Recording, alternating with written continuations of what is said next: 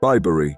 The name conjures the honeystone cottages of Arlington Row, the soft run of the River Coln, and a lane that seems to fold time in upon itself.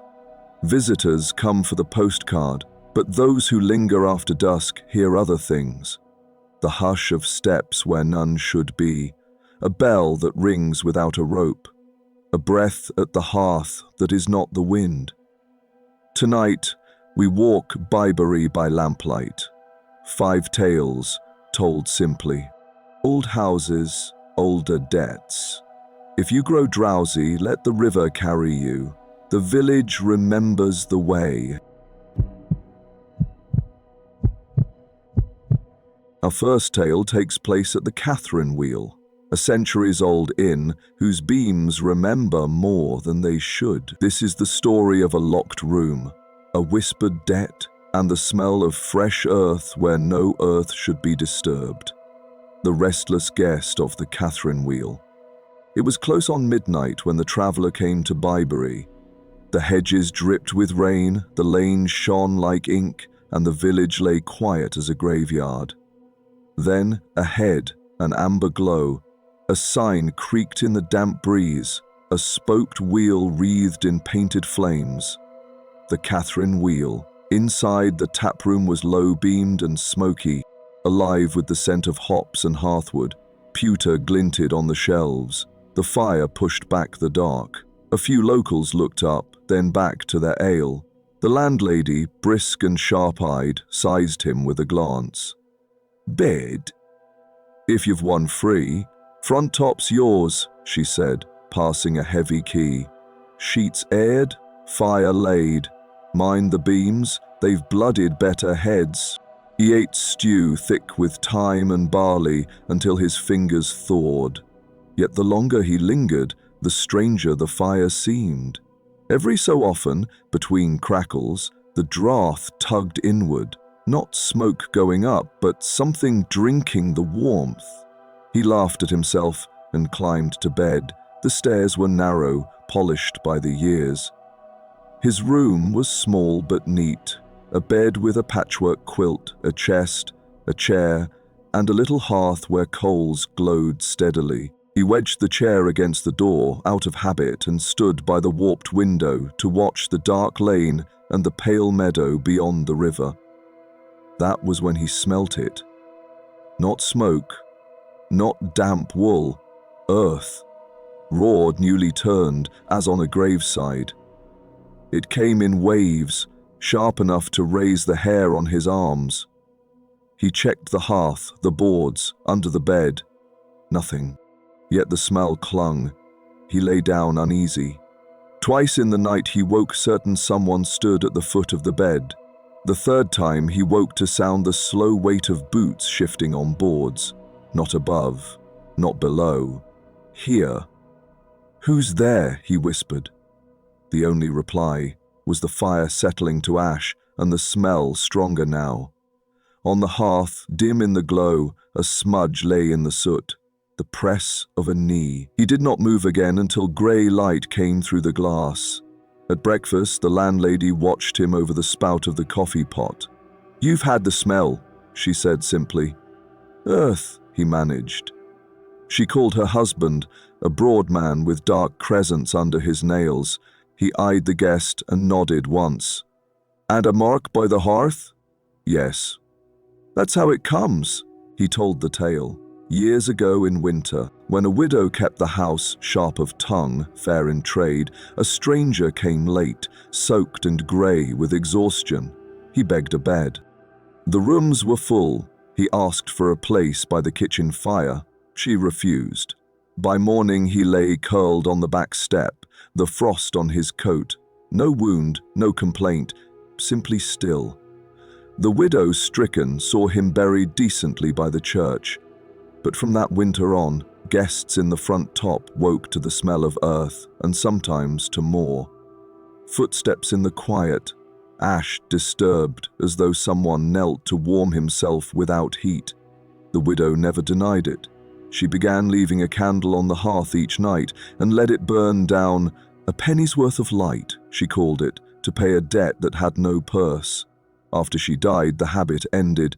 The room did not forget. The traveler might have left it there, but curiosity held him back. "Do you still keep the candles?" "In the chest under the bed," the landlord said. "Old stock. Some say they help." That evening, the house felt as if it had drawn a breath and held it. He found the fat, chalky candles, bound with twine, set one on the hearthstone, and touched it to the tinder. It took light, as though it remembered how. For a time, he watched the room soften. Shadows slipped up the beams. The quilt rose and fell with his own slow breathing. The smell ebbed and returned.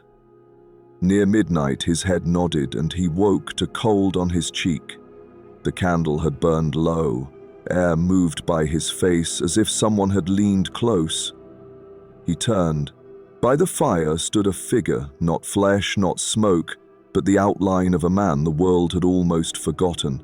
The suggestion of shoulders, the tilt of a head, the draft pulled toward it. The earth's smell filled his throat. Without thinking, he lifted the candle. The flame flared, bent, guttered, as though seized and let go. A sigh seemed to pass through the boards. The figure was gone.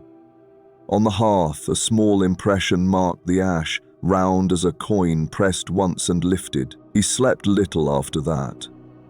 At dawn, he asked for his reckoning. The landlady wrote the sum neatly on a slip whose corner bore a faint brown ring, as if once a candle had rested there. He'd paid more than was asked. The landlord slid something back across the bar, a faded key label, the ink pale but legible. Front top set alight. "Keep it," the man said. It was hers. He stepped into the mild morning. The river ran like glass. Arlington Row held its breath in stone. When he glanced up at the gable window, he saw only sky, yet his hand smelt faintly of wax and of damp, unsettled earth, all the way to the lane's end. The Catherine wheel still stands in Bibury.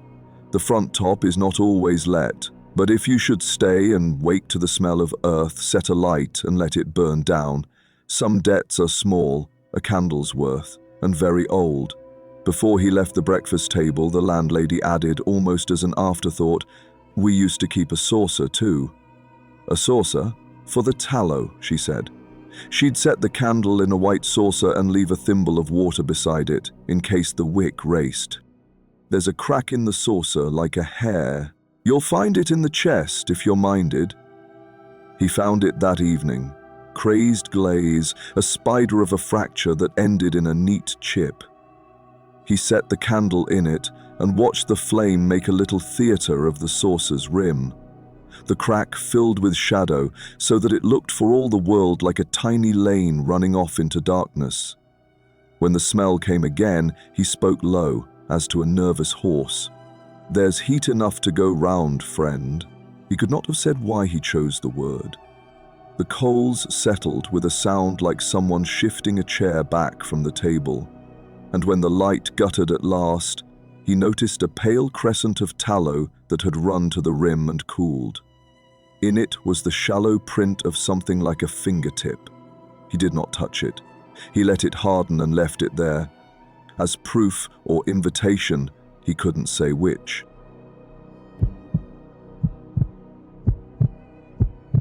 Our second tale follows the line of cottages where Bibury's picture postcard was first printed, Arlington Row. By day, it is all honeyed stone and quiet windows. By night, someone keeps count, and someone does not stay. He had come for the view, that was all. A painter, lately out of money and into weather, travelling with a case of worn brushes and a canvas pinned under his coat to keep it dry. He arrived in the blue hour, when lamps bloom in windows and the river darkens to a thinking colour. Arlington Row sat above the water meadows like a long memory, gables shouldering together, doorways set deep, lintels old as habit. He stood with his case at his feet and counted them, as artists do. 1, 2, 3, 11. A woman crossed the lane, plain-coked, shawl drawn tight, carrying a small parcel. She moved without hurry, as if stepping time to a tune only she could hear. Her shoes made no sound on the wet stones. "Evening," he began, "because one says something." She did not turn. At the sixth doorway she paused, leaned, as if to listen for laughter within, and then she was simply not there. No door had opened, no latch had clicked. There was the wet lane, the hush of the river, an afterdraft against his face, as though someone had passed quickly by. The painter stared at the stone reveal of the door, at the old hinge that had not moved, at the spider's web strung like a harpstring across the jamb, unbroken. He stood long enough to feel foolish. The cottages kept their counsel. Up the lane, a figure turned the corner and stopped. A tall shape in a dark coat, brim low, shoulders squared, as still and watchful as a gatepost. The painter lifted a hand. "Excuse me?" The watcher did not answer. Nor did it come on. It remained where the lane narrowed, as if measuring him against the cottages, and then it was gone. Not around a bend, but by no longer being looked at. He slept that night at a farmhouse by the ford, told himself he'd eaten too little and walked too much, and returned at first light to paint before coachloads arrived. The row was different by morning, polite, industrious, almost cheerful. He sketched lintels, set perspective lines, and lost himself in the old pleasure of right angles behaving. When he lifted his head, the woman was standing at the far end, parcel in hand. She faced the cottages, not him, and, as if waiting to be let in. "Good day," he tried again. She did not turn. She crossed to the seventh door, no, the sixth, he corrected. The count had slipped, and leaned, again that sense of listening, and again nothing opened. She was not there. This time he ran the few yards and touched the stone. Cold. The spiderweb hung intact. On the sill lay 3 pale threads, fine as from a shawl's fringe. He took them, feeling foolish for it, and set them in his paint box like stolen hair. The third sighting was near dusk. Tourists had come and gone. A cat had installed itself in the warm of his coat, and he worked around it like a penitent. Across the lane, the watchman stood again, same place, same stillness. A sentinel, he thought suddenly, and did not know why the word felt given rather than chosen. "Can I help you?" he called, a little nettled. The sentinel did not reply. The painter resumed his strokes. The breeze ran up the lane, and with it came a faint counting, as if someone recited under their breath. 1, 2, 3. It might have been the water, it might have been nothing. The painter's brush paused when the count reached 6. The cat raised its head. A door did not open, but between door and door the air went thin, and the woman was simply in front of the 6th lintel, as if she had always been there. She laid her hand against the stone like greeting an old friend through a window, and bowed her head. "Madame?" he ventured. She turned her face toward him for the first time. Not young, not old. The look a person wears when the day's work is done and the house is quiet. Her mouth moved and made no sound. Then she pressed the parcel to the door, and the door took it. Not by opening, but as water takes a thrown pebble. The small package went in without seam or ripple, and she followed, as simple as someone stepping through remembered light. He did not drop his brush. He did not shout. He set the cat down, stood, and walked to the 6th door, and laid his palm where hers had been. The stone was warmer than the evening air. He counted the row, as if numbers could form a spell. 2, 3. The count arrived at 11, and still the 6th stood between 5 and 7, obstinate as truth. He went looking for an answer, which is how one finds the people who already know. The farm wife by the ford said that in her grandmother's time the cottage at 6 had been bricked up a year and a day, quarrelled tithes, something about a debt. The mason had done neat work. The line of the row would brook no gap. "And the family?" he asked. "Went round by 5, she said, and took their supper by 7. It's what people do." An old man on the church path offered a different tale. A woman who kept back a loaf to feed a traveller and was turned out for it. "Kindness is counted last," he said, "and best." A child, overhearing, insisted there had always been only 10 doors. When corrected, she smiled the scratch-clean smile of children and said, 11, if you're wanted. The painter stayed a second night, then a third. He sketched the cottages in 3 lights, waited for the sentinel and for the woman, and on the 4th evening, when the lane had settled into itself, they obliged him. The sentinel stood at the top of the lane, brim low, counting without lips. The woman came without footstep to the 6th lintel, pressed her hand to the stone and bowed. "Please," the painter whispered, not sure to whom he spoke. "What is it you want me to see?" The sentinel lifted its head, just enough to let him know it had heard. A quiet passed down the row like a hand over cloth. The woman placed her parcel to the stone. The stone received it. Her fingers followed, then her sleeve, then the small, remembered weight of her. She looked once toward the painter, not for help, but as one neighbor might to another at the end of a day, and was gone. He could not paint it. That is not what painting is for.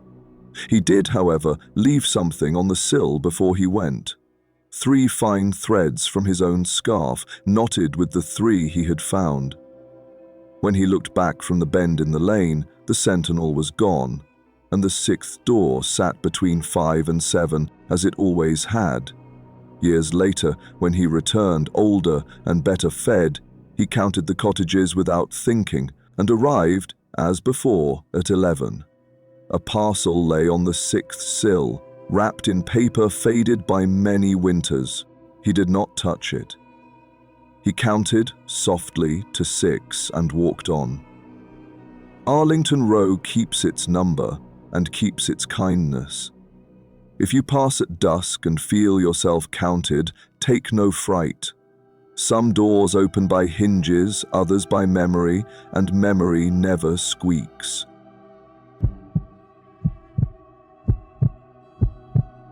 Our third tale follows the church path under the yews, where, on certain nights, the living step aside without knowing why. Some processions do not wait for daylight. He was a bell ringer by habit and temperament, punctual, steady, fond of order. On Thursdays, he crossed the meadow to the church under the yews and pulled the rope with the satisfying weight that makes a man feel moored to his place in the world. He liked the sound of the bell, gathering the village into a single thought. One Thursday, in early autumn, he stayed too long oiling the mechanism and came out after dark. Mist lay in the meadow like breath on glass. The path from the lich gate to the lane ran pale as bone between the stones. He shut the heavy door, pocketed the key, and heard, far off at first, feet.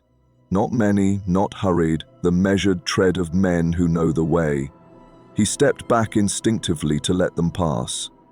No lanterns showed on the lane, no talk, no cough, no clatter of harness. Only the quiet trample of burdened steps and the faint, dry whisper of cloth. They came into view by not quite becoming visible. 6 shapes bore a weight between them, level and careful. A 7th walked ahead. The ringer's hand found the gatepost and held on. As they reached the lich gate, he bowed his head because one does that, and they went by. He looked after them and saw, for an instant, not the men at all, but the space they made, as if the night itself had been carved into a solemn shape and was passing through the gate. Then they were gone. He heard them on the path, and then not at all. Inside the church, he found nothing disturbed. He laid the key on the sill and smiled at himself, though the smile did not travel far. At home, his wife listened, put down her mending, and said, "Who is it for?" "For the procession," she said, as if discussing weather. It always walks the night before. Tell me in the morning who it was." He slept badly. In the morning, the baker's boy took a crust to the dog and told them, name, age, house by the bridge. A good death, people said, by which they meant expected. That evening, the bell tolled slow and real. The ringer pulled the rope with tears he did not try to hide. He watched the living carry their neighbor under the same arch the shadows had used the night before. The measure was exact. Thereafter he listened. On some Thursdays, the path was only a path. On others, he stepped aside and removed his hat. Once, when the fog lay thick, he walked a pace behind the shapes toward the gate, as if his legs had borrowed a memory. He felt the cool of the stone as he passed beneath, and something like gratitude pinch his throat. The oddest night came in a clear frost. Stars cut sharp above the yews. He had finished his practice early and stood outside the porch to breathe the cold when the procession turned into the path from the lane with iron certainty. The leader paused at the gate, paused as if counting, then lifted a hand and changed direction, not into the churchyard, but around it along the hedge to a place where ivy hid a small old door that had been walled up longer than anyone remembered. He followed as far as he dared. They passed the walled door without slowing, as water passes a stone, and the bell ringer felt the gate under his fingers though he had not touched it. In the morning he brought the sexton and showed him the ivy and the old curve of the arch under it. "Family door," the sexton said, "sealed in the troubles." "Which family?" The sexton shrugged. "The ones who don't need doors." He grew older. His hands grew stiff. He taught a younger man to set the stay and catch, to hear the timing in his bones. He said nothing to the young man about the Thursday tread. He did not have to. On the boy's third practice evening, cold with nerves and pride, the lad stepped aside without meaning to and stood with his cap in both hands while nothing continued past him with solemn care. Afterwards the boy said only, "Right," and the old man nodded, warmed by being understood without telling. One night he heard two processions, one on the path, one in the lane, like two thoughts arriving at the same conclusion by different roads.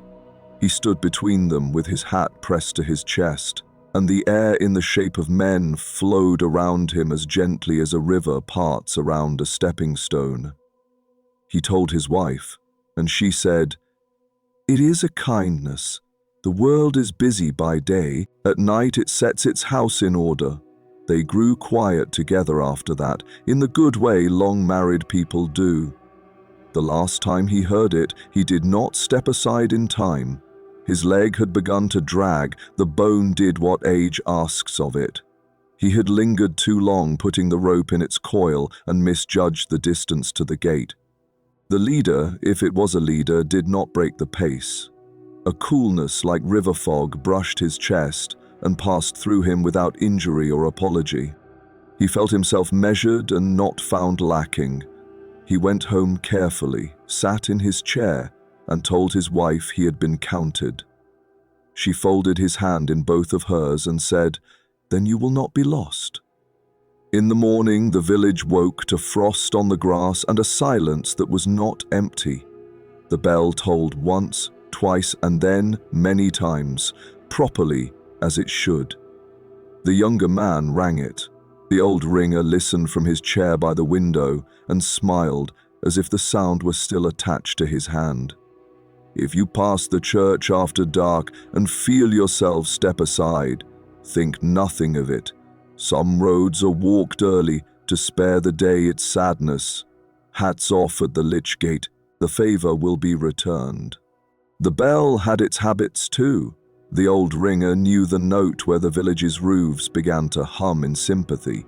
He could feel it through the soles of his boots when the floor of the ringing chamber joined in like a bass at the back of a choir.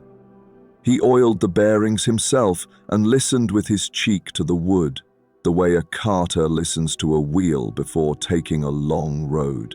That winter, he took to carrying a little lantern with a smoke glass, not to light his way, the path knew him, but to tip sideways when the tread approached, so that its weak flame showed him nothing while convincing his hands that he'd tried.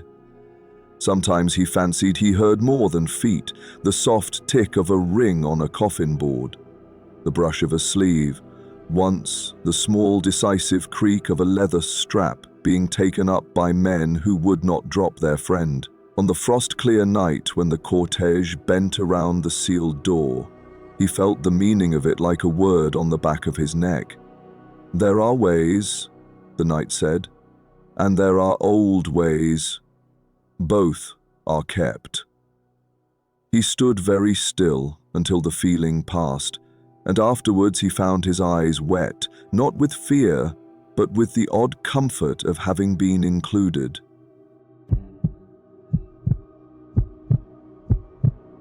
Our fourth tale keeps to the river path, where the water lies as clear as a thought you cannot quite say aloud. On nights when the mist lifts off the surface, someone stands where the ford used to be.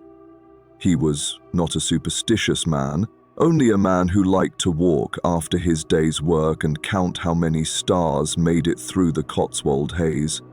He took the river path without a lantern, trusting his feet to the ground he knew. The colt ran beside him, first with a friendly chuckle, then quieter, as if the fields were listening. At the bend, where the water widens and slows, a figure stood. Dark coat, hat pulled low, not moving. The walker's heart gave a practical thud, not fear so much as caution. "Evening," he called. The figure did not answer. It turned slightly, enough to let the walker know it had heard, and resumed its stillness. He passed, eyes forward, counting steps. When he glanced back, the walker had not turned to follow. He thought no more of it until the second night, when the watcher stood in the same place, same pose, looking across the water, as if something on the far bank might remember his name. On the third night, the walker brought his brother, a louder sort who liked to lark and throw his voice across the water to hear it come back improved. "There," the walker said, nodding. "Where?" "At the bend. Don't you—" But his brother saw only water and reed. "You want your eyes tested." They went home arguing cheerfully about nothing, which is the best sort of argument. On the fourth night, frost came thin as flour to the path. The watcher stood again, square to the ford that was no longer a ford, for the river had shifted its mind and given the village a safer bridge. The walker stopped at a respectful distance. "Are you waiting?" he asked, surprised at the courtesy in his own voice. The watcher made no reply. The river spoke for him.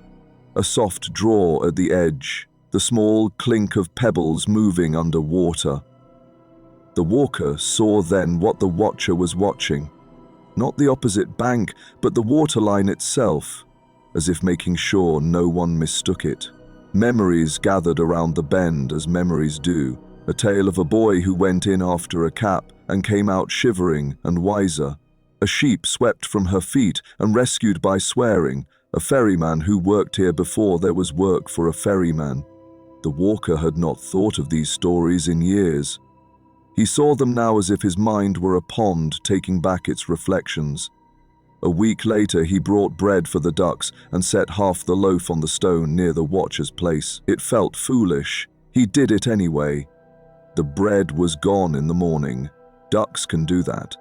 But the stone felt warm to his palm, as if late sun had lingered there too long for the season. One evening, a group of lads came down from the road, with talk too loud for the hour. They were not bad lads, only the kind who consider the river a dare. One moved toward the old ford, boots careless on the slick stones. The watcher turned its head. The lad stopped as if a cold finger had touched his collar. "You all right, Tom?" his friend said.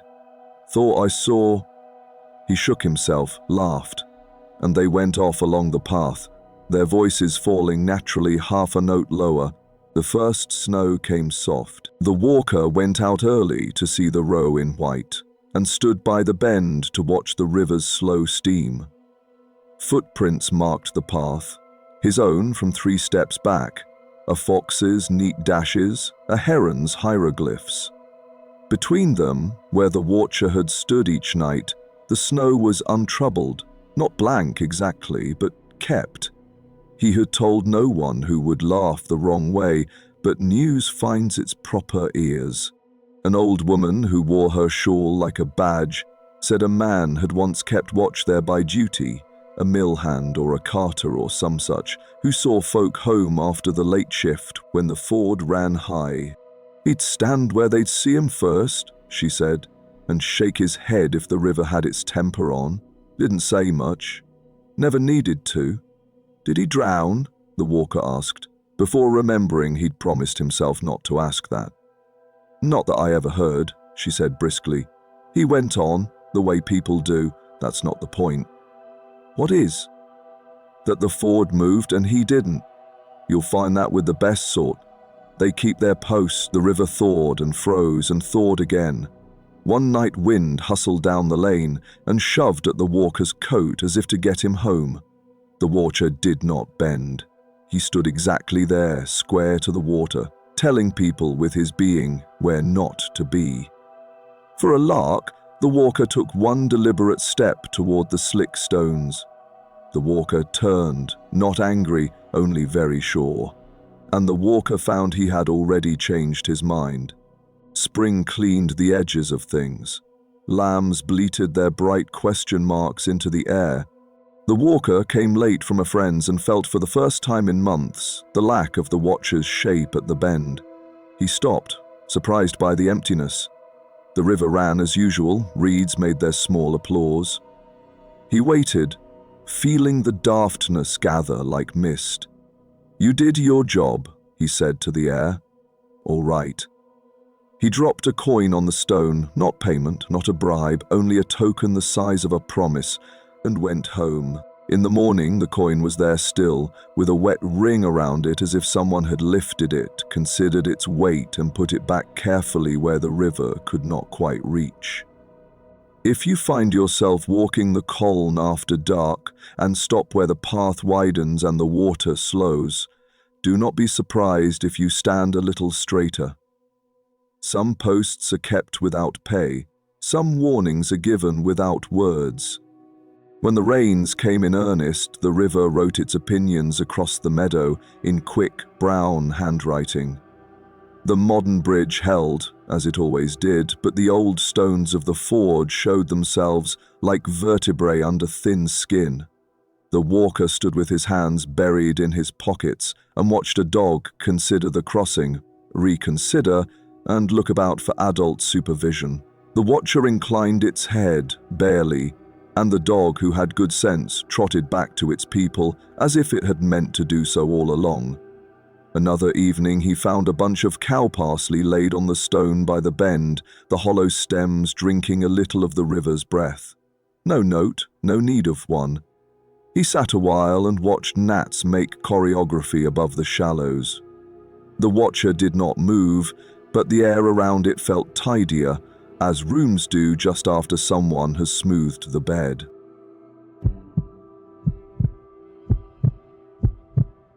Our last tale ties the village together, inn, row, river and church, as Bibury keeps its own small watch through the night. He had not meant to keep a vigil, he was only a guest with a notebook and a habit of walking after supper.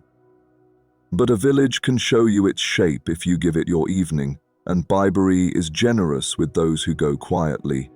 He began at the inn because old houses ask to be greeted first. He stood in the lane under the Catherine wheel and felt the friendliness of light on old glass. He did not go in. He took from his pocket a new candle, struck a light, and let it burn for a slow count of 30 in the cupped shelter of his hand. Then he blew it out and set the pale stub on the low wall by the door, as though leaving a coin where a toll once was. The knight accepted the offering without remark. Arlington Row lay hushed. Without tourists, it arranged its shoulders, like a family returned to itself after company has gone. He counted 1, 2, 3, and paused. Not to arrive at 11, but to feel the number arrive at him. At the 6th lintel, he stopped and laid 3 threads there, spun from the edge of his own scarf. He did not wait to see them taken. He had learned that not everything that happens wants a witness. The church path under the yews felt like the inside of a thought. He walked gently, hat in hand, and paused at the lich gate, not to borrow anything, but to put something back, his thanks for strangers and for neighbors he would never meet. Far off, or very near, he heard the scuff and settle of feet. He stepped aside without being told. After, the path felt wider, as if kindness had been dredged from it like silt. At the river bend, he found the old stone with the faint ring on it. He stood where the watcher had stood and looked across at the shadow of reeds. "All right," he said aloud, and meant it. He took the coin from his pocket, a small thing with little worth, and set it down with the quiet ceremony of someone putting a tool back where it belongs. The water's edge drew a breath and let it go. Back through the lane he walked, while Bibury kept him company with the sounds old places keep for themselves. A latch settling, a bird's single call to mark the hour, the rush of a distant car softened into something harmless. He did not expect anything. Expectation is a wire across a path. It trips you. He only walked. At the corner by the row, the sentinel stood, brim low, shoulders square, exactly where it ought to be and not a step nearer. The guest touched his hat. The sentinel made no acknowledgement. It did not need to. Being there was the greeting. He passed on. Near the inn, the wind turned and brought him the faintest scent of damp earth, clean and old. He stopped and set the candle stub on the wall where he had left it earlier. A small draught gathered to it and made no flame. "Thank you," he said into the dark house, and was surprised to feel thanked in return. He reached his door with the pleasant ache of honest walking and set his notebook on the small table by the bed. He wrote nothing in it. He had learned enough for one evening. He slept at once, as those who have been agreed with do. In the morning, the village had the unremarkable look places wear when nothing whatever has happened. The candle stub was gone from the wall. On the 6th sill lay a tiny knot of thread, neatly tied. The stone by the river held the coin with its wet ring, an unnecessary but pleasing reassurance. The church bell did not ring until it needed to.